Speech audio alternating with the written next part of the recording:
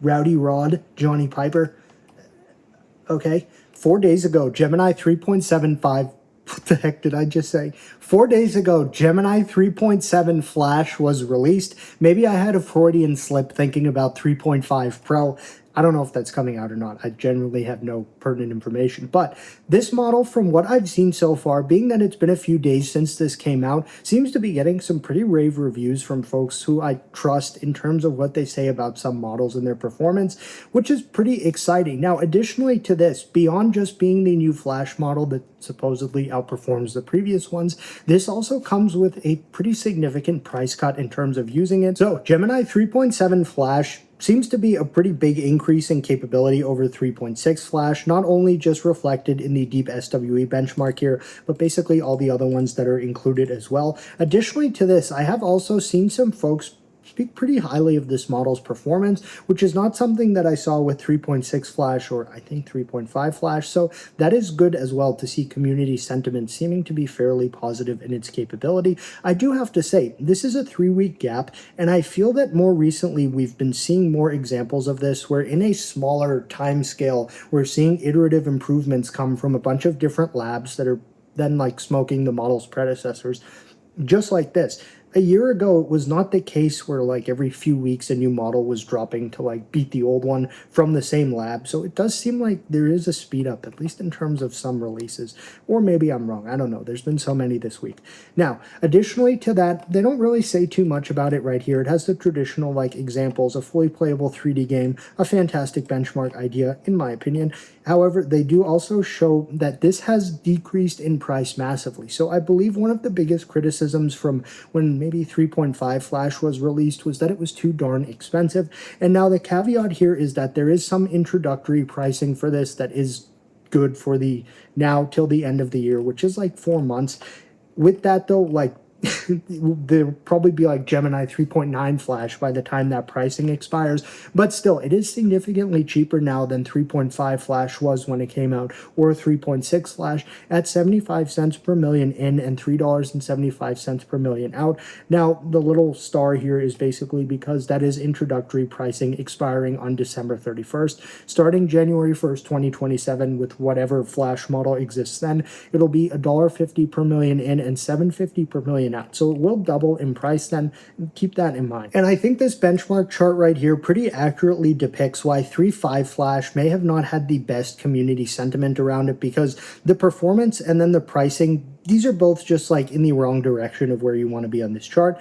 But we see 3.7 Flash is in a very happy space of the top right corner of this chart. So that's also good to see as well. And it does reflect that deep SWE benchmark increase over its predecessor that we see up here, which is pretty exciting. Now, I have to say that just based off of like community feedback, most folks I don't think really look at the existing Gemini models as coding powerhouses.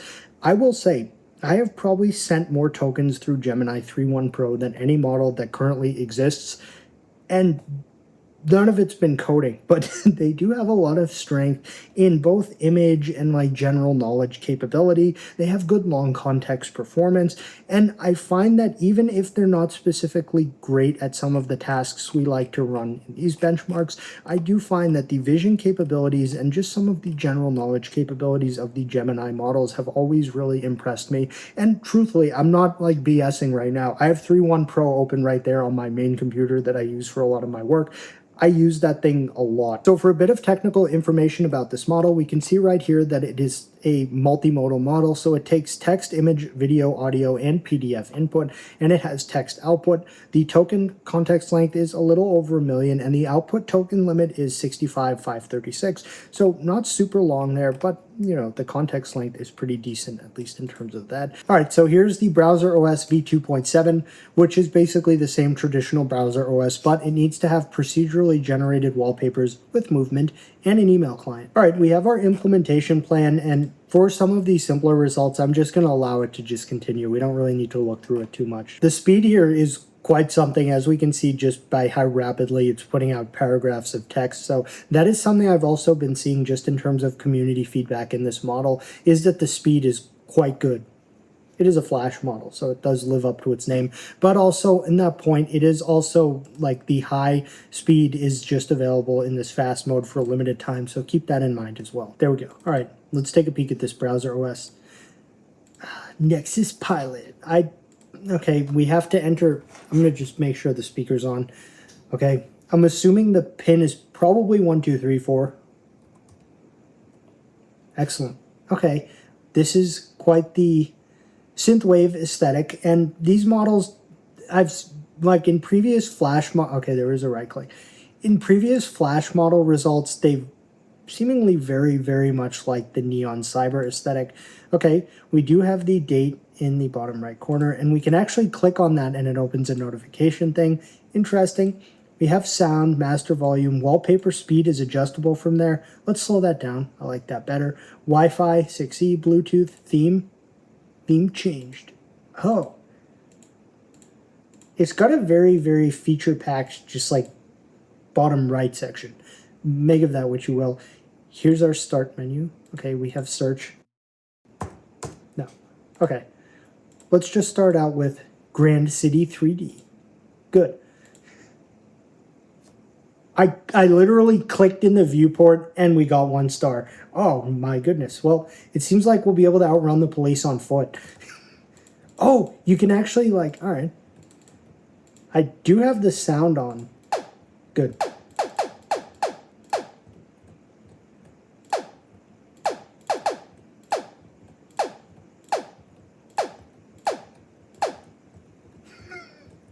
We now have like 5 stars, but there don't seem to be any police in this game. Oh, cool. Let's E to enter, exit.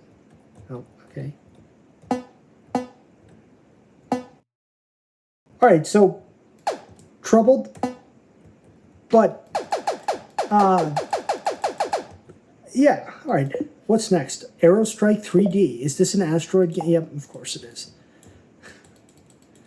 They always are. Am I supposed to, like, blow this planet up?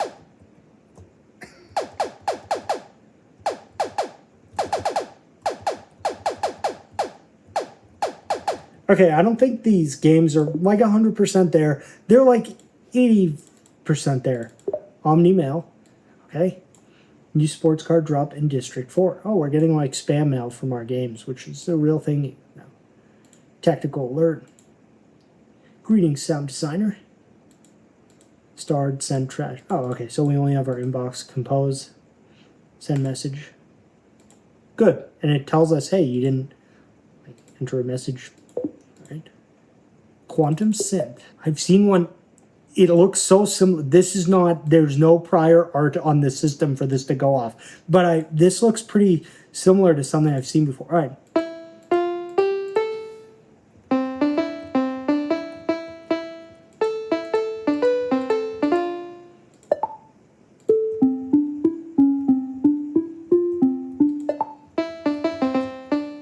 And this thing actually, like, gets bigger or smaller.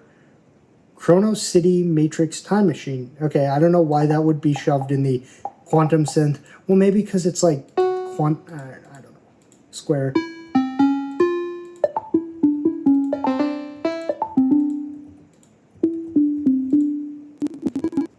Snapshot OS. Okay, let's close that. Rewind OS.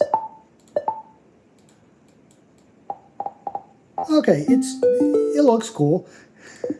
Settings, procedural wallpaper, hyperspace, neural web, okay, matrix rain, theme and color schemes as well. And I kind of like of course I like the synthwave flow. You know, if you watch the channel, thank you. And you know I'm kind of a sucker for whenever they put in synthwave stuff. Okay, nothing else here is working. Then finally we have our cyber deck, which is just the terminal application. I don't know why I named it that. Okay, that's a light list of potential commands. There's no neofetch or anything, so this was competent. It wasn't like the best I've seen, but I will say the amount of like interactive, oh, look at all these notifications. Can we actually clear them? Yeah, we can. Okay, the amount of interactive things down here was nice to see. It's not often we see those. Then the fact that it had a pin to log in, which it told us. So not very good OPSEC, but kind of some interesting features that are not as often seen. And the synth thing was cool with the UI. All right, we are going to do the skate game, but to be honest with you, I really want to try the new 3D wrestling game prompt with this first. This was one that was introduced in the GLM 5.3 video, so yesterday's video, and it seems fun. I noticed some folks seemed to also share the same level of enthusiasm for this as I do, so I was happy about that, and it can definitely be funny, if not good. I mean, because it's an 80s theme, this model seems to love that stuff, so I am expecting something pretty good for this.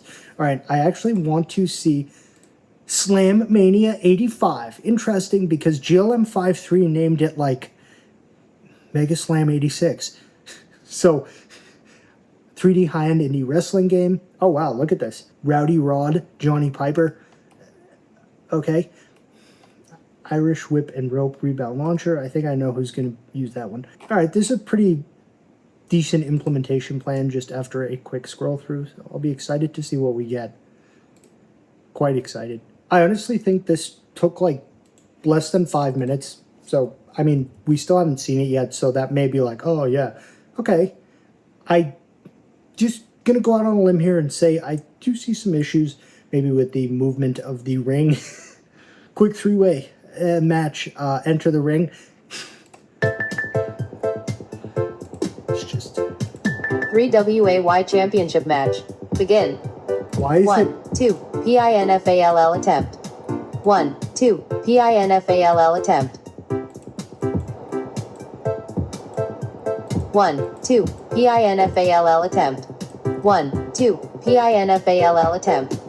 1, 2, PINFALL attempt.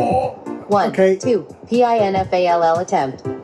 1, 2, PINFALL Oh, attempt. CRT on or 1, off. 2, PINFALL attempt. Shut 1. up. Okay, so. Uh-oh. We noticed this with GLM where the sidewaysness. Okay, this is just not. All right. I think we found a new prompt that just like totally. Oh, there's the referee right there in some. Okay. All right. So I've given it some feedback and we'll see what we get. All right. Apparently the updated game is live.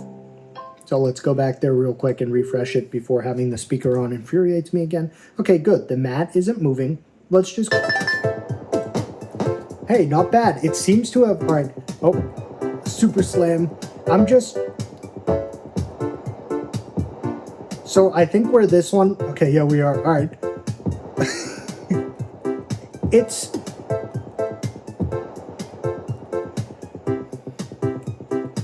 Oh, that's a lawsuit against the crowd. Can I pick this chair up? Oh, look. Did you see the rebound in the I know what the term is for these, the ropes. This is.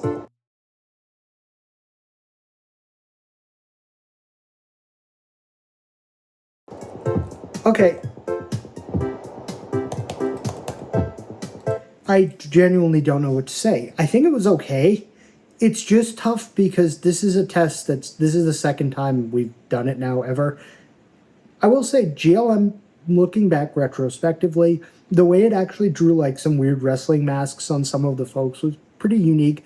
And I think overall that one actually may have had a more immersive or impressive like scene to it. This was definitely more playable in terms of just spam clicking and running around, and you could actually see some tricks being performed, or moves, I should say. It was interesting, and I don't actually really have a great deal to say about it, so make of that what you will. So next up, we're going to be doing the self-contained C++ skateboard game. This is the one that is the early 2000s New York City map, and it is also told just not to use Raylib. All right, that was very quick to make this skate game, and this is, of course, one.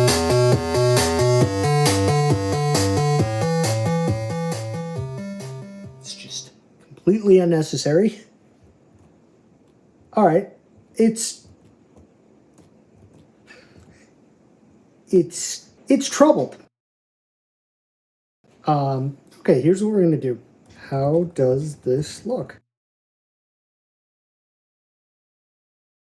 All right, that was a very, very quick fix. Now, I didn't get to explain to it that also, like, the ollie logic didn't work. Okay, it seems to have fixed that. Just, oh, nope, okay, it's still messed up.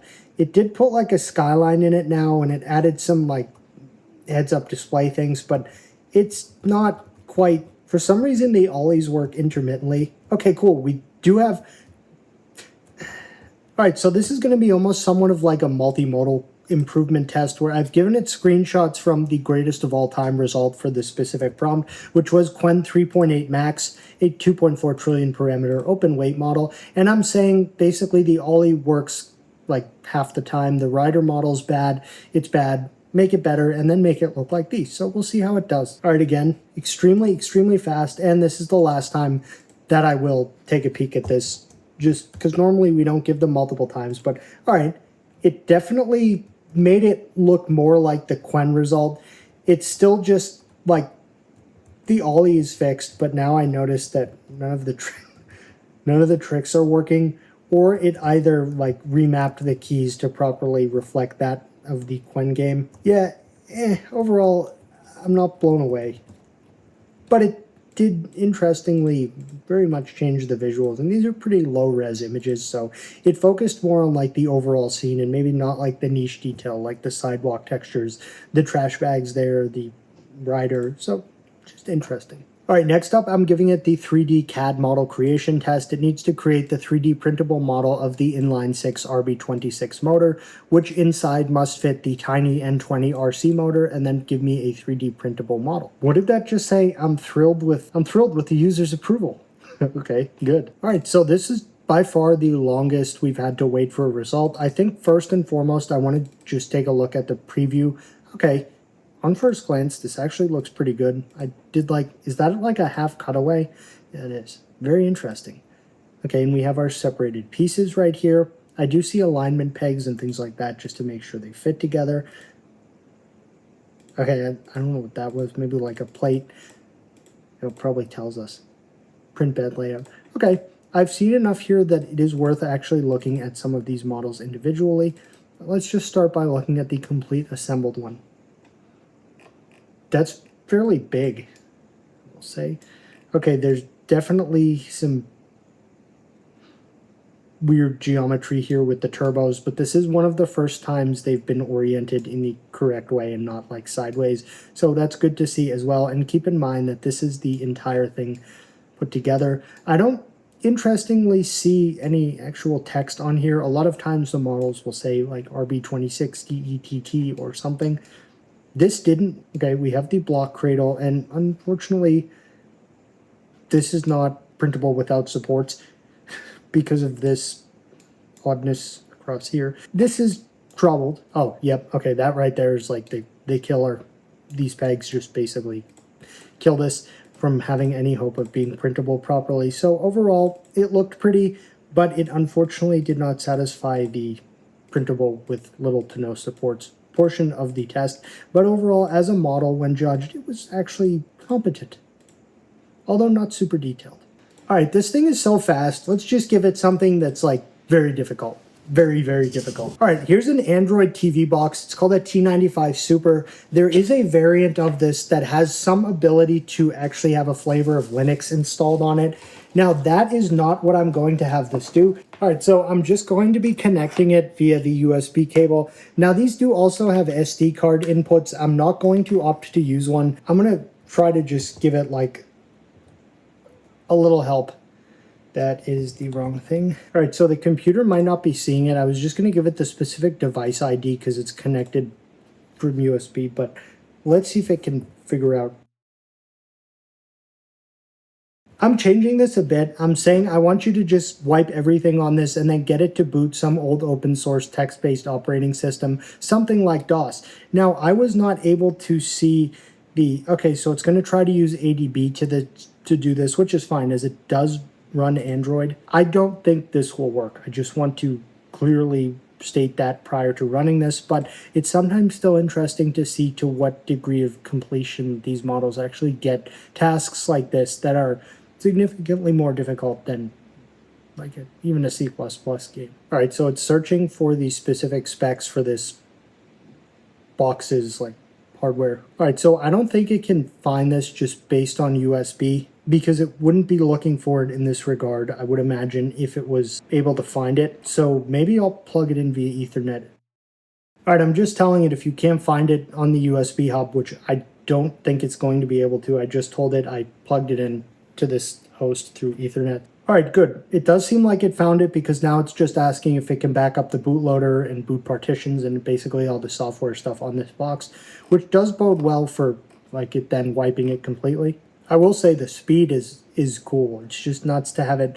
Like, I like doing more ridiculous tests like this that probably won't even work when the model's this fast because you're going to know real fast like whether or not it's going to work or not. All right, it's just trying to figure out more about like how this device actually works from like the lower level. The goal is now to wipe the Android partitions to create a clean DOS/text environment. Oh wow, so we're just now onto our implementation plan. I actually would like to take a second and just look through this a bit because it will show us some of what it's done so far. This plan details the procedure to completely wipe the existing Android TV OS on this T95 Super with the Allwinner H3 and these other bits of hardware and install an open source retro text-based OS. The installed system boots instantly on bare metal hardware into an authentic FreeDOS style text operating environment displayed over HDMI with full USB keyboard support, classic DOS utilities, full screen text editor, basic interpreter, disk utilities, retro ASCII games, and seamless Unix shell access. Important user review. Yeah, it's going to wipe it. That's fine. I have like too many of these. Okay. Host connectivity, system on chip architecture, Allwinner H3 storage, proposed operating system features, direct frame buffer text rendering engine. It's going to build the retro text operating system engine, so it's going to write it itself in C of the FreeDOS text operating system, or it'll use something that exists. I'm not very in the know about like some of these things, so keep that in mind. Build the minimal bootable file system. Package the new boot image, wipe the Android partitions, and flash the new boot image, reboot and verification. All right, let's let it rip. Now again, I don't think this is easy. I may be mistaken, but essentially I have a bunch of these because I used these to build my social robots in 2022 when I was designing them. It was very difficult to get Raspberry Pis and things like that. There was still a lot of supply chain backups. So getting even like a bunch of Pis or any other like traditional single board computer like an Orange Pi or whatever was cost prohibitive, one, and like difficult to find, two. I basically would have had to pay multiple prices to people who were just trying to flip them for money, which I was not cool with. So I found these Android TV boxes instead and then made the robot software in Unity as an Android app. And therefore these were basically like getting a cheap $20 single board computer, which is exactly what I needed to build the robot. So that's why I have a bunch of these, and I don't sell those anymore. They're open source and they're on GitHub now, and they're not designed to work with these. They're designed to just work with like a Jetson now or some other single board computer. But at the time, these were like a pretty cool workaround, and some folks were also installing Linux on some versions of these because they were a decent alternative to a Raspberry Pi when you couldn't even get a Raspberry Pi. So for some backstory on why like I have these. So it's made the image now, and it's going to now try to get it running and stuff on this TV box, which is the difficult part. It says it did it. All right, I have a monitor, so I'm gonna plug this into HDMI. I hope I didn't like massively overestimate the difficulty of this task, but monitors generally need power cables plugged into them too. Ugh. Okay. Okay, it did something. I can tell you that it did not 100% extrapolate the proper way to display things here. However, the fact remains we have something to give it. I need another camera. So this is what it's showing on the monitor, and I'm going to just give it that and show it to it. Now, in this specific scenario, and something I've ended up doing before with other things, is you just give the model a webcam attached to the computer and you tell it like, hey, go wild, like point it at whatever is showing the actual like real output, and then you give it the webcam and say like, now you can check your own work without me needing to just send you images each time and things like that. So that's something else that is pretty useful depending on like if you're troubleshooting more of like a hardware/software thing. The fact remains though, it did do something with this TV box. Now, I may be kind of out of date in terms of the level of difficulty here, and for all I know, maybe it leaned more on some open source stuff than I expected, but I don't think there's a lot of info on this Allwinner H3 still. So, okay, so you want me to plug a keyboard into this and then type the entirety of this without being able to see the text? Yeah, I think not. How about you do it for me? That was actually kind of cool, though. It basically made us like a software update command to run on this little DOS box by itself, which I think is cool as well. I'm not about like trying to type that. If it needs me to, I will, but I think there are some ways that it could probably do this itself. Okay, it just wants me to do the keyboard thing, so I'll do that. Which key is the pipe? Since I can't see anything I'm doing. Okay, so it's shift. Yeah, I just see a bunch of red text that appeared now, so all right, so now it's literally cheaper to just go get another, not cheaper, it's literally easier to just go get another one of these and then have it try to flash it without the garbled text than it is to try to type this. All right, I plugged in a new one, so it's booting like the traditional Android TV now on the monitor, so it's a clean one. And it's running the automated flash script though, so say this was, for example, say I was building for some reason like an old DOS emulator and I had a bunch of these, it did just make a flash script for them, so I could basically just hot swap them and then flash the software to them. So that's cool. Go ahead and plug it in whenever you, yeah, it is plugged in, so. It's plugged in. Oh, starting flash listener, good. So it ran a listener and it automatically by itself detected that this was in fact plugged in. Good, it did just wipe it. Okay, no, it's rebooting into Android TV, so we'll see what we get. Oh my God, it did.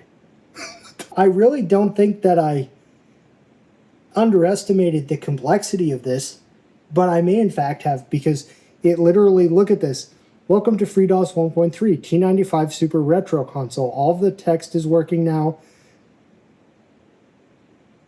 I mean, and then we can basically just start using it. Let's do snake. All right.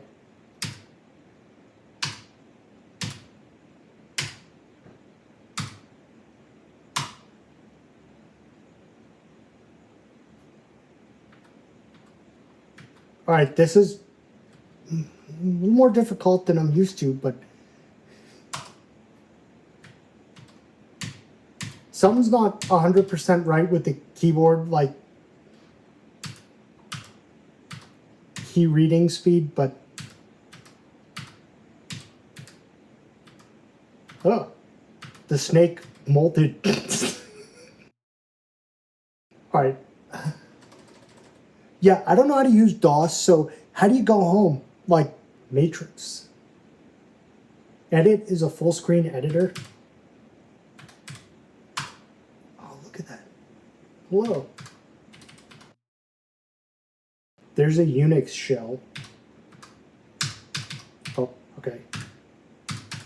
For some reason, it's not happy there. All right, I think the point is that this actually worked, and I don't know how difficult or not difficult this task was, so I need a second. I'm going to have it, like, give us the culmination of this task in an attractive single-file website. I wonder if I reboot it, like if I just kill power and then plug it back in. Let me unplug everything except the HDMI cable, and we'll see if it still boots as like a self-contained little, like old school DOS thing. Nope, it just booted back into Android TV. Okay, oh no, it didn't. That was just a splash screen. It did. It completely booted back into this DOS little T95 Super Retro console. Fascinating. Nice. And we have a good little render. DOS PC. A fully wiped high-performance TV box engineered into a dedicated open-source free DOS 1.3 computing appliance. Instant cold boot, zero bloat, direct 60 FPS HDMI VGA frame buffer rendering, and USB keyboard native input. I can verify these do work. Launch live emulator. Oh, nice. And that is kind of what it looks like, except, oh, this actually, I think, put this in the browser. It says T95 Super Retro Console, so, okay. How the transformation was built. Storage wipe and partition repurposing. Stock Android TV boxes use a complex super partition with DM linear mounts, okay. All Android partitions were zeroed out, and the 12 gig UDisk partition was formatted as clean high-speed drive C. Stage 2. Direct HDMI frame buffer and CP437 engine. Instead of heavy display servers, the DOS kernel communicates directly with the hardware frame buffer memory. Okay, an authentic 8x16 IBM font table was mapped to render, and that fixed the garbled font that we saw at first. USB event subsystem and hot plugging. The input layer actively pulls Linux device nodes with hot plug detection. Any USB keyboard plugged into the unit is immediately bound to standard DOS key codes, and it did work because we played Snake and we were using just like a free keyboard I got from Micro Center. Okay, the entire OS fits into a compact 14.2 megabyte Android boot image v2. It cold boots the TV box straight into FreeDOS shell in under 2.5 seconds. Built for retro lovers and hackers. Now, this is the big question because I don't believe there are open source existing solutions for like playing with the specific chip on this. We reverse engineered the Allwinner H3 Android boot chain and display pipeline, wiped the proprietary Android layers, and built a custom direct frame buffer FreeDOS kernel tailored specifically to the box's hardware. Here's what it did use. Linux 4.9 Sun 8i kernel. Okay, retain the vendor's kernel binary to guarantee 100% hardware driver compatibility with the HDMI. Okay, so that made things a lot easier because that would have been probably a lot of back and forth. FreeDOS architecture and then the font. What required reverse engineering? Undocumented partition table and storage architecture. White label Android TV boxes like the T95 Super don't publish board schematics or storage maps. We had to inspect and reverse engineer the flash layout from the running device. Okay. Vendor boot image layout device tree. Stock TV bootloaders reject standard desktop Linux or generic DOS boot sectors. We had to reverse engineer the specific boot chain. And that was one of the things when folks were putting Linux on these, like back during the supply chain constraint days, there was a lot of like talented people figuring out how to do that because these models like didn't exist. All right, next up, we're going to do a simple Subway FPS test. All right, so surprisingly, our Subway FPS result had a few issues where basically clicking to enter station never actually worked. Okay, good. Now it does. Okay. We have a clean but basic station. It's, for some reason, snowing indoors. Those are just like particles, but still, no escape, sector 4 quarantine. Those are security cameras there. Overall, it's, oh, hey, there is a Subway. It's just kind of like creepily lit, I guess. Now, something I'm wondering is, okay, good. Oh, wow, good. I like seeing that. Why is the sound not working? The speaker's on. It's just reloading. All right. This is simple. Okay, there are bullet holes in the Subway car, which I like. And in the walls. We do have a good vending machine here. Can we change weapons? Oh, cool, look, we can. Oh. The weapon's definitely cyber-suppressed pistol. Pew, pew, pew. I would just imagine that's probably what the sounds are. The ability to change weapons is something that, oddly, I don't know that I've ever seen. All right, overall, that's actually kind of cool. The effects are accurately representative of the specific selected weapon in terms of the holes that get put in the environment. So, this is actually kind of fun. It's not visually great, but these do like weird spin moves. What happens if we lose? Oh, it just respawns us. Oh, all right, cool. I don't know why the sound is not working, but next up, I'm going to give it the beautiful watch website where it needs to create a good-looking 3D model of a watch, have it in the hero section with a cinematic panning like shot over it, and then just a good-looking front end. All right, here is our luxury watch website. Okay. I'm noticing a few problems of UI. However, let's maybe just judge the watch as it sits. All right. It's definitely, I will say, this is an increase in capability over the previous Gemini models that I've seen. We have our watch face. It even has additional dials here, 30 minutes, 60 seconds. We can really zoom in on this. Okay, Slepis Watch Co. So that is supposed to be placed flat here. Second hand is moving. There are straps. There is a crown. There's even some oddly positioned additional buttons there. Hey, corresponding with the extra dials. So that's some interesting attention to detail. The table has those luxurious squiggles that we're all used to.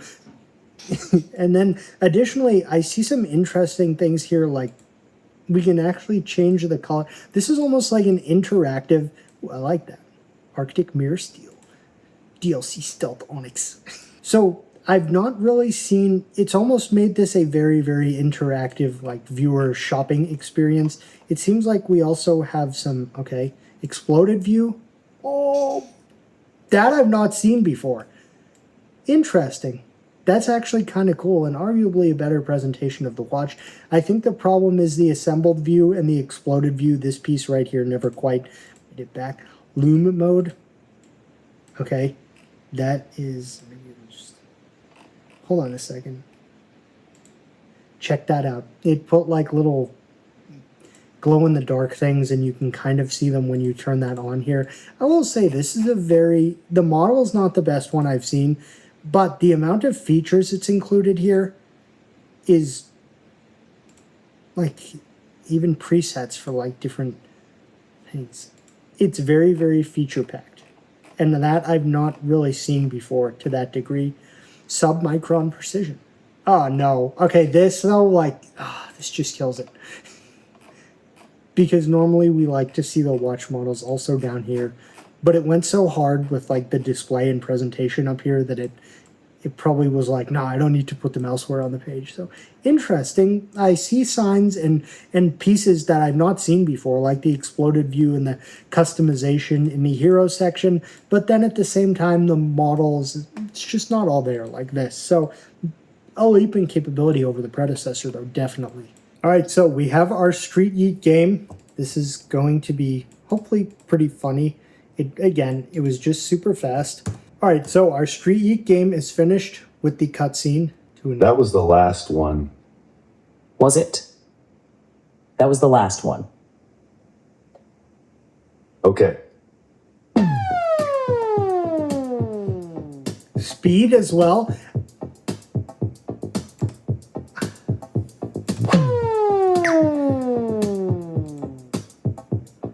That was the last one.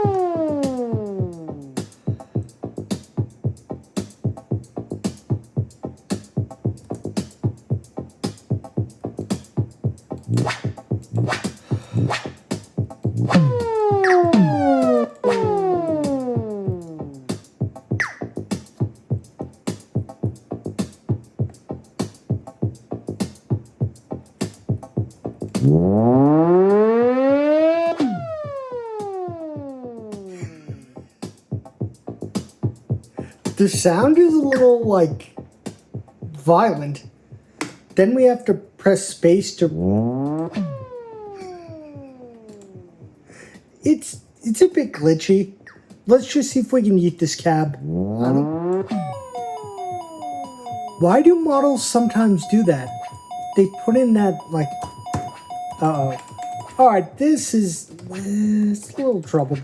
Okay, here's the thing. So, I'm probably going to conclude this video here because I've realized that the entirety of the audio for this video from this mic right here is not existent. And I have no audio for the entirety of this video that is of any reasonable quality, so I now need to spend some time figuring out how to make the iPhone audio to work well. Due to that, I think the conclusion and closing thoughts section of this video is going to be a bit more concise than normal as I try not to spin out on camera. So basically, overall, this is definitely an improvement over 3.6 Flash. I didn't see anything that was completely like, oh my goodness, this is mind-blowing. However, I am going to maintain that I think what it did with this little Android TV box was pretty pretty darn impressive. I may have massively overestimated the complexity of that task, but it seemed like something I didn't think was going to work, and it did, and it did a really decent job at it. So I know sometimes folks want to see more tests like that and less of the game stuff, but like, what can this thing actually do with something that is not going to be in the training data? It's like, oh, here's how to get a T95 Android box to run like a DOS operating system. It's just not in the training. So that I wanted to include, even if it took a bit of time. The pricing for this model, at least until December 31st, is pretty cheap. So it's comparable to like a lot of cheaper models in price, but quality-wise, I would say it's definitely at this price point something to cause problems for maybe some other providers, especially, I don't know, because Sonnet 5, the test was a while ago, but I think this model definitely has a place, and we have to remember, this is the Flash model. Now, because there hasn't been a Pro model update for quite a while, I do think that folks are likely going to be looking to these newer Flash models and assuming like, okay, well, this is their absolute state-of-the-art top-tier model right now because there is no updated Pro, and I think that's a fair assessment to make, so I understand why some folks are looking a bit negatively at some of the recent coding performance because there is no frontier competitor right now from Google, but there are some mid-tier competitors in Gemini 3.7 Flash. So that is probably going to conclude today's video. If you have any questions that are not at all related to anything sound related in this video, please feel free to leave them down below in the comments. And thanks for watching.